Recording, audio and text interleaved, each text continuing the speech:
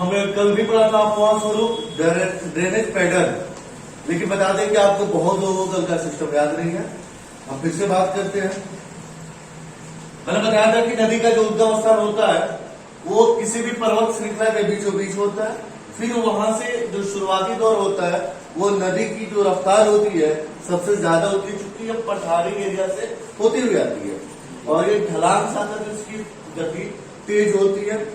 जब गति तेज होती है तो इन दौरान वो पहाड़ों के बीच में दर्रा बनाते हुए आती है, काटते हुए आता है, अपना रास्ता खुद ब खुद बनाती है, जिसको गॉर्ज कहते हैं। जब पहाड़ों के बीच में नदियां पत्थर काट करके अपना रास्ता बनाती है उसको क्या कहते हैं? गॉर्ज। ठीक है, ओके। अब यहां से आने के बाद से नदियों के अलग एक प्रमुख नदी में अलग अलग नदियां ऐड होती है, जिसको सहायक नदी कहते हैं। फिर इस नदी की वृद्धावस्था होती है और वो जाकर के किसी न किसी द्रोणी में जाके विलीन हो जाती है, किसी खाड़ी में गिर जाती है, जहां जाकर खत्म हो जाता है, उसको अपवाह द्रोणी कहते हैं। क्लियर? ओके। जैसे कि एक अमाजा नदी का अपवाह द्रोणी को दिखा रहा हूं, ये नदी आकर के कहीं नहीं जाती है, आकर के ऐसे ही खत्म हो जाती है, पानी चारों तरफ फैल जाता है और वो वहां पर दलदली एरिया बन जाता है। ठीक है, ओके। हम बताया कि प्रायद्वीप किसे कहते हैं? वैसा स्थल जो तीन तरफ से जल से घिरा हो उसको प्रायद्वीप कहते हैं। जैसे भारत क्या है? प्रायद्वीप है, और वही श्रीलंका क्या है? द्वीप है। ओके, तो भारत में जो दक्षिणी हिस्सा होता है ये प्रायद्वीपीय हिस्सा कहलाता है। ओके, अब नदियों के कॉन्सेप्ट में पढ़ेंगे तो जितनी नदी दक्षिणी हिस्से में होगी उसको प्रायद्वीपीय नदी कहते हैं, और जितनी नदी ऊपरी हिस्से में है उसको हिमालयी नदी कहते हैं। कोई डाउट? अब आइए प्रमुख हिमालयी नदियों के बारे में बात करते हैं। हिमालयी नदियां वैसी नदी जो हिमालय से निकलती है। क्लियर? जैसा कि 3 पॉइंट है यहाँ पे जो कि तिब्बत में पड़ता है। कहां पड़ता है वो? तिब्बत। और आज के डेट में तिब्बत नहीं है, चाइना के अंदर विलीन हो चुका है। तो अब हम चाइना भी कह सकते हैं, अलबत्ता कि आपके बुक्स में सब जगह तिब्बत लिखा हुआ है। क्लियर? ओके। तो वहां पे 3 झील है। पहला चेमायोंगडुंग, दूसरा रकस्तान और तीसरा मानसरोवर। सबसे ऊपर से निकलेगा सिंधु नदी, बीच वाले से सतलुज और सबसे नीचे वाले से ब्रह्मपुत्र। याद रहेगा? ओके, तो सबसे ऊपर वाले से सिंधु नदी की बात करते हैं, जिसकी टोटल लंबाई 2880 किलोमीटर है, और ये ऊपर से चाइना होते हुए हिंदुस्तान के लद्दाख में एंट्री करता है। कहां पे? लद्दाख के बाद से कश्मीर, भारत के सबसे उत्तरी हिस्से में कश्मीर, और कश्मीर से कहा जाता है पाकिस्तान। इधर क्लियर? ओके, और ये पाकिस्तान के बीचों बीच होते हुए अरब सागर में गिर जाता है। आपके क्वेश्चन में ज्योग्राफी में आएगा सिंधु नदी के उद्गम स्थान एवं बहाव की दिशा को बारे में लिखे, या सिंधु नदी के ऊपर आप कुछ बातें लिखे, तो क्या लिखेंगे कि सिंधु नदी के अंदर पानी बहता है? बहता है, बहते रहता है। दूसरा, जब कहां से निकलता है, कहां नहीं नहीं आते हैं, दूसरा नदी पर क्या लिखेंगे? लिखेंगे उस सिंधु नदी में मछली तैरती है, सिंधु नदी में नाव चलता है, ये सब नहीं लिखेंगे। तो सिंधु नदी चाइना के चेमायोंगडुंग से ग्लेशियर से निकल करके हिंदुस्तान के लद्दाख, कश्मीर होते हुए पाकिस्तान से गुजरती है, और पाकिस्तान में किस राज्य से जाता है नहीं पता है वो, और पाकिस्तान के बाद कहां चला जाता है? अरब सागर में। इसकी टोटल लंबाई 2880 किलोमीटर है। इसको पाकिस्तान की शोक नहीं, लाइफ लाइन, जिंदगी कही जाती है इसे। पाकिस्तान की लाइफ लाइन, पाकिस्तान की लाइफ लाइन है, बीचों बीच में ये नदी पार करता है, यही मेन पानी लेकर के आता है। ओके, इसके अलावा 1960 में सिंधु जल समझौता हुआ था हिंदुस्तान और पाकिस्तान में। कब? 1960 में। इस समझौता के दौरान सिंधु नदी का सिर्फ 20% पानी इंडिया को रोक सकता है। इससे ज्यादा सिंधु नदी का पानी को इंडिया नहीं रोक सकता है। बाकी पानी को 80% पाकिस्तान के लिए छोड़ना पड़ेगा, क्योंकि पाकिस्तान जो है कंप्लीटली नदी और पानी के मामले में हिंदुस्तान पे डिपेंडेंट है। जितनी नदियां हैं हिंदुस्तान से होकर जाती है। तो सिंधु नदी क्लियर? ओके, आगे बढ़ते हैं। दूसरी नदी आती है सतलुज। सतलुज रक्सताल से निकलता है, यह भी तिब्बत वगैरह, तिब्बत जो कि चाइना में है, और यहां से निकल करके सीधे ये आता है उत्तराखंड में। कहा बाबू? उत्तराखंड से पंजाब और पंजाब से पाकिस्तान। ये हिंदुस्तान के 2 राज्य उत्तराखंड और पंजाब से होते हुए पाकिस्तान में आकर के या फिर से सिंधु नदी की सहायक नदी बन जाती है। इसीलिए कुछ लोग इसको प्रमुख नदी नहीं मानता है, क्योंकि ये किसी की जाके सपोर्टिंग में बन जाती है। क्लियर? ओके। अब इसके अलावा कुछ नदियां और है जो कि हिंदुस्तान से ही निकलता है, हिंदुस्तान की कश्मीर और लद्दाख के पहाड़ों से, जैसे झेलम, चिनाब, रावी, ब्यास। झेलम, चिनाब, रावी, ब्यास। बोलिएगा मेरे साथ, झेलम, चिनाब, रावी, ब्यास। फिर से झेलम, चिनाब, रावी, ब्यास। ये जो चारों नदियां है ये सतलुज की सहायक नदियां है। ठीक है ना? ये सब आकर के सतलुज में मिल गया, और मिलने के बाद से ब्यास यही मिल गया, रावी, चिनाब और झेलम ये सब मिल करके फिर से आकर के किसमें? सिंधु नदी में मिल जाते हैं। ठीक है?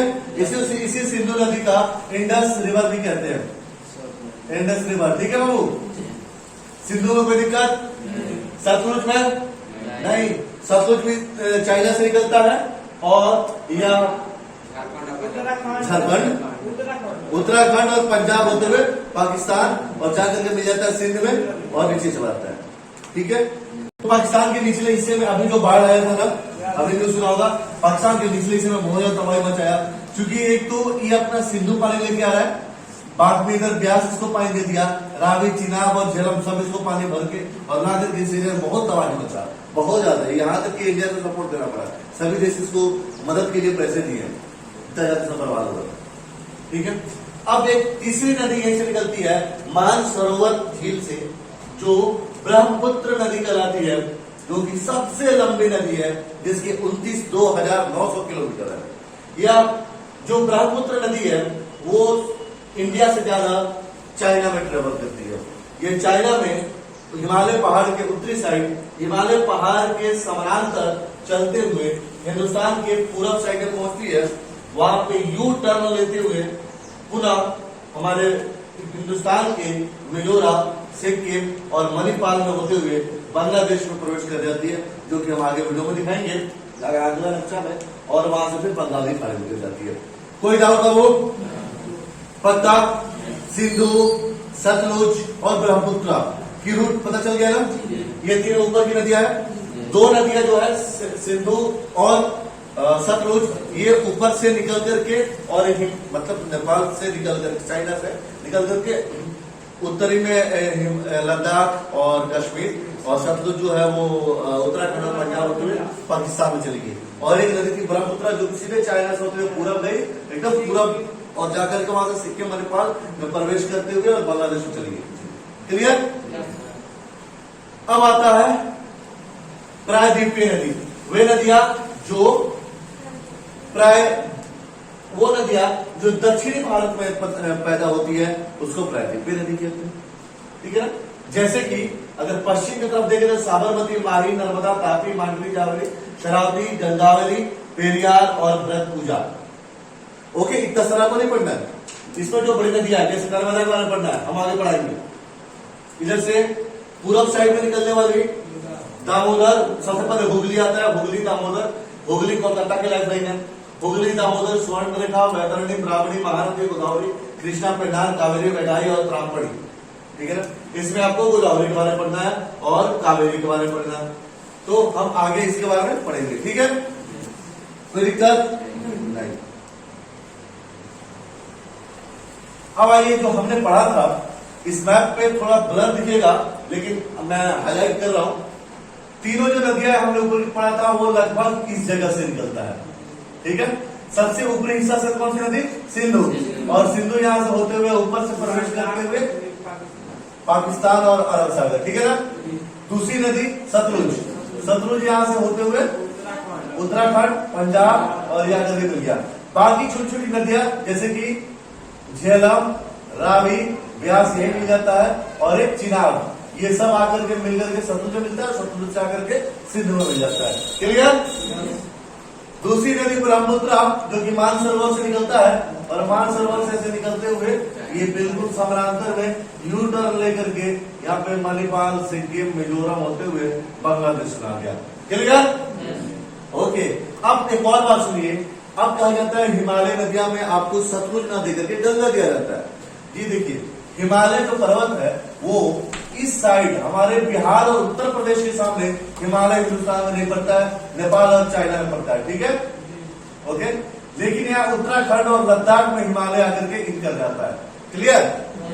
तो यहाँ उत्तराखंड में हिमालय पहाड़ के गंगोत्री से निकलता है गंगा नदी, ये निकलती है और ये उत्तर प्रदेश होते हुए उत्तर प्रदेश से कहा चली जाती है, बिहार में, और बिहार पार करते हुए झारखंड और पश्चिम बंगाल होते हुए बांग्लादेश। ये गंगा का रूट है।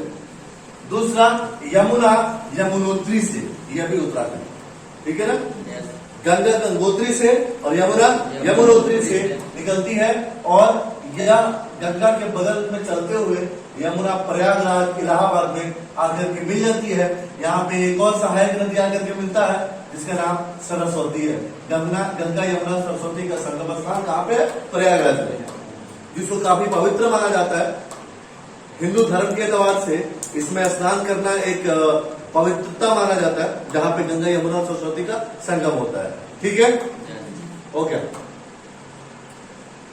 अब यहां से ये नदी आगे बढ़ती है, अब सिर्फ एक गंगा हो गई है, और ये बिहार के बीचों बीच होते हुए जाता है, और हमारे भारत की राष्ट्रीय नदी को गंगा माना जाता है। ठीक है ना? ओके सर, बड़ी नदियां तो ये ब्रह्मपुत्र, सतलुज और सिंधु था, उसको क्यों नहीं मानते? क्योंकि हमारे इंडिया के अंदर बहुत कम चलती है। ये थोड़ी दूर चल गई है, पाकिस्तान में चली गई, ये ज्यादातर चाइना होकर थोड़ा दूर इंडिया में आया। मेन जो सबसे लंबी नदी हिंदुस्तान की है वो हमारी गंगा नदी है। ठीक है, क्लियर? ओके।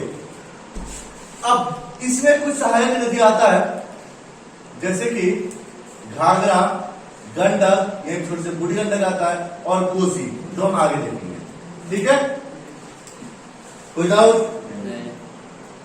ओके, फिर से हम सिंधु नदी के बारे में पढ़ते हैं।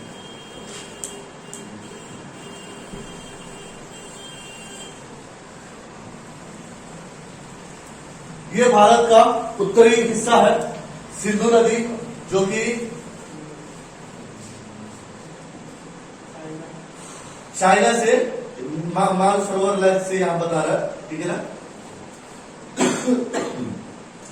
चाइना से निकल करके और यह आता है लद्दाख में, लद्दाख में आते हुए यहां से बहुत छोटी सपोर्टिंग नदी आती है, कश्मीर में आता है, कश्मीर से यह पाकिस्तान होते हुए निकल जाता है। दूसरा सतलुज नदी यहीं से आता है, सतलुज हिमाचल प्रदेश, उत्तराखंड होते हुए और ये पंजाब से होते हुए आकर के फिर से किसमें? सिंधु नदी में जाती है। यहीं पे इसकी सपोर्टिंग नदियां जैसे कि झेलम, चिनाब, रावी, ब्यास, झेलम, चिनाब, रावी, ब्यास, झेलम, चिनाब, रावी, ब्यास, यहाँ पे ब्यास है।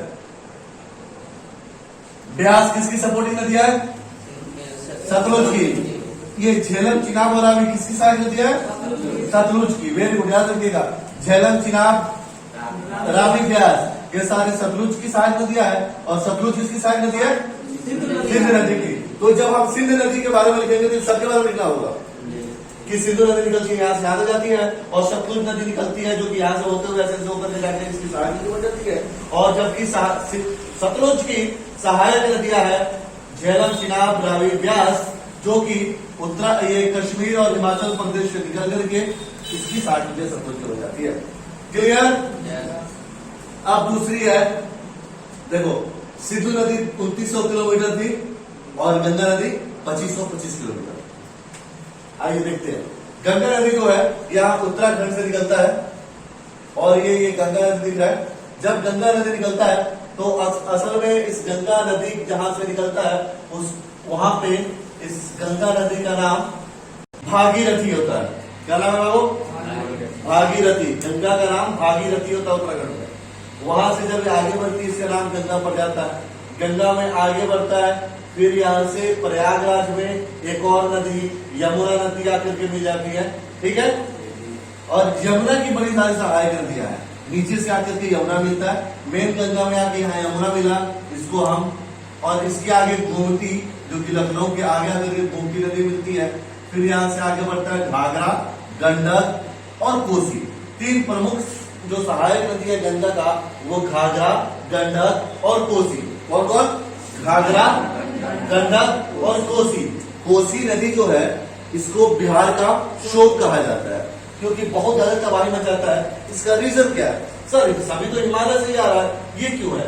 बाकी जो नदियां जो आ रही है वो तिरछा आता है, ये सीधे खड़ा ऊपर से पहाड़ पर से जाता है।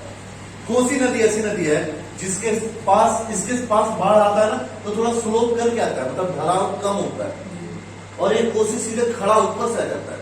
आप देखना किसी ऊंचे टीलों से या बांध से एक रास्ता, मतलब बांध ऐसा है, एक बाइक अगर आप एक ऐसा तिरछा ढलान करते हो, एक सीधा ढलान करते हो, किसमें ज्यादा खतरा है? सीधा वाला, वो ज्यादा स्पीड से जाएगा। वैसे ही कोसी बिल्कुल खड़ी नदी आती है, जब यहाँ से खड़ी आती है ना तो उड़ते हुए आगे चलती है, हम बर्बाद कर देता है बिहार को। इसलिए बिहार में हर साल शोक मनाता है, शोक का मौका देता है, इसीलिए इसे बिहार की शोक नदी कहते हैं।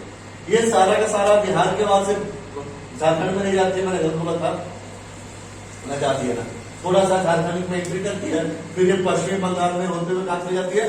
बंगाल की, बांग्लादेश में। ये बांग्लादेश है, बांग्लादेश होते हुए तब बंगाली खाड़ी में। क्लियर?